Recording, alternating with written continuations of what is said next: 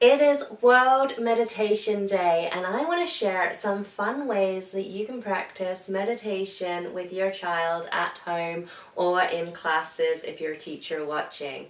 Hello and welcome. My name is Natasha, and I am a family yoga teacher. I have been working with children, doing yoga, mindfulness, meditation since 2017, so quite a while now, and I've learned that even when I speak to grown-ups, there is a lot of hesitation around meditation. It's too hard, it's boring, or just so many reasons not to even try it, right? But here's the thing, meditation can actually be quite easy if you find the right way to practice for you. And we're all different, right? So we're all going to have different ways of exploring a meditation practice. So I'm going to share some fun games with you, some fun ideas, and hopefully you get some inspiration and you can share some meditation practices with your child today. The first one I want to talk about is using movement. So when your child doesn't want to sit still, maybe they've already sat still for a long time, they've been at school and that's been expected of them, and right now they just want to move, and we want to help them with this meditation practice, but we want to be able to meet their needs, right? The point of meditation is like the point of life. Why do we do it? Why do we do it? It's because we want to be happy. We're going to have challenges along the way, but ultimately we want to be able to be happy. And meditation is going to help us with that. There's a story, and this is a great one. It's about a student and their teacher. The student says to the teacher, "How is it that you're always so happy?" And the teacher says, "When I walk, I walk. When I eat, I eat. When I practice yoga, I practice yoga." And the student says, "But I do all those things too." But here's the thing, the student was actually thinking about eating when they were doing yoga. They were thinking about yoga when they were walking, and they weren't really being present with what they were doing. They were thinking about the next thing or something that had come before, and they wasn't really being truly present. So when the teacher explained this to the student understood that the key to happiness was actually to be more present, that happiness can be here right now if we can be aware of it. It doesn't have to be some far away thing. We can tap into that. That's why we have our gratitude practices, right? And that's also something that meditation can help with.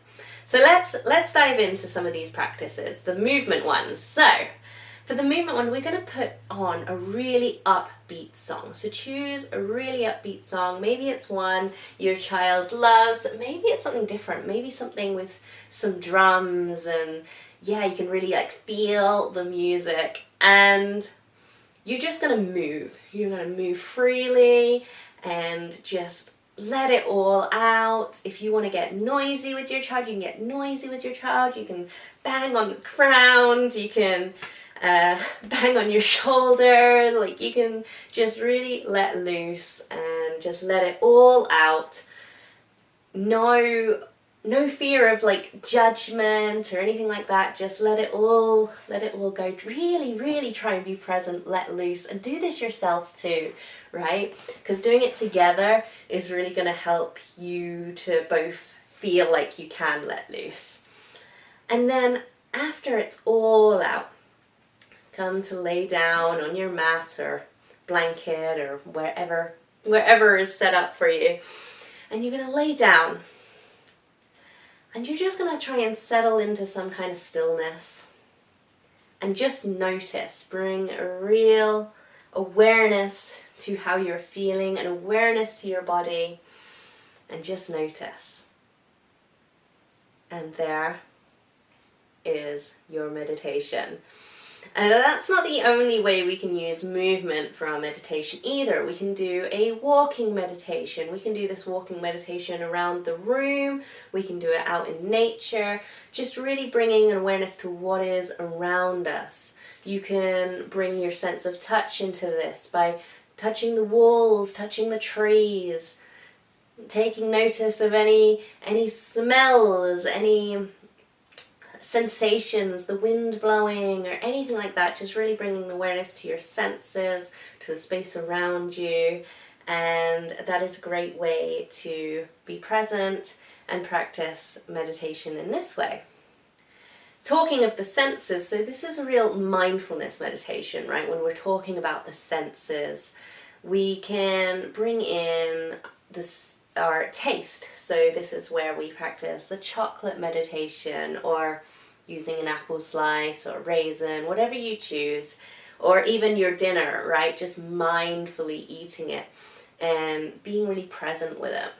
And the chocolate one is a very popular one for the kids, where you just place, first I like them to hold the chocolate and just, again, the sight here, looking at it, taking note of it, noticing how it feels in their hand, and then in the mouth, but without closing the mouth, so keeping it just on the tongue and just noticing any tastes, any sensations, and then you can close the mouth.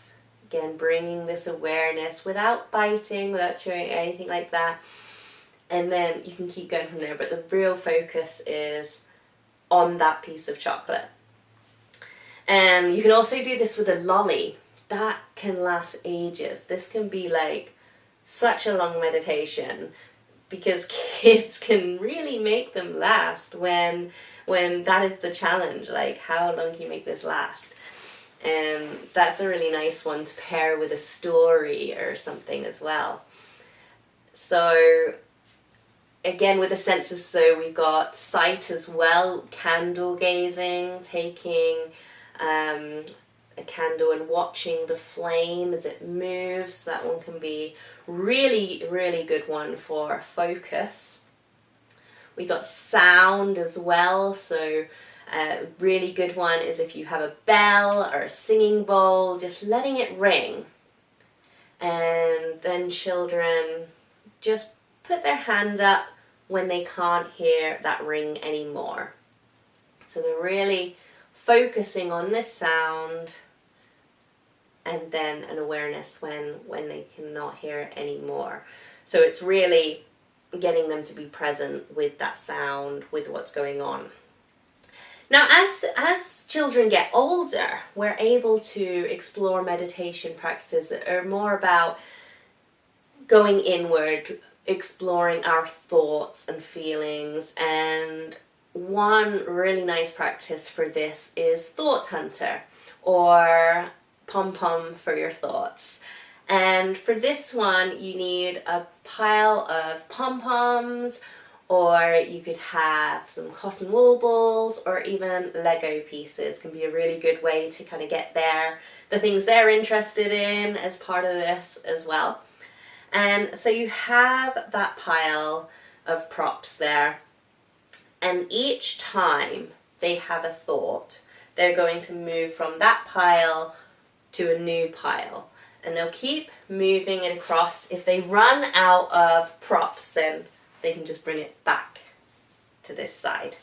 And it's just a great way to bring an awareness. So we're not trying to not have thoughts, we're bringing an awareness to our thoughts. And there's so many different ways to practice meditation with children, so you really can have fun with it, with props and movement and all the sensory things.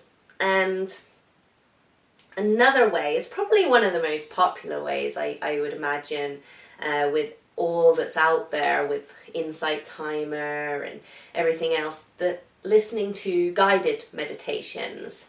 So this is something I also have available on my membership because they're quite nice just to listen to at bedtime to help your child relax, and quite often it will help you to bring a focus to your body, to your breath, and also tapping into imagination and just helping children to relax their body and maybe even settle into sleep.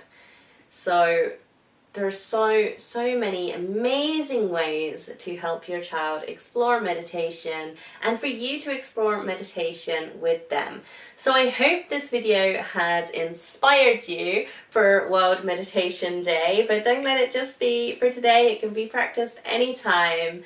Have fun with it. Let me know which one you are trying in the comments, and please like and subscribe to this channel, and I will try and be more consistent at putting some videos on here. Thank you so much for watching.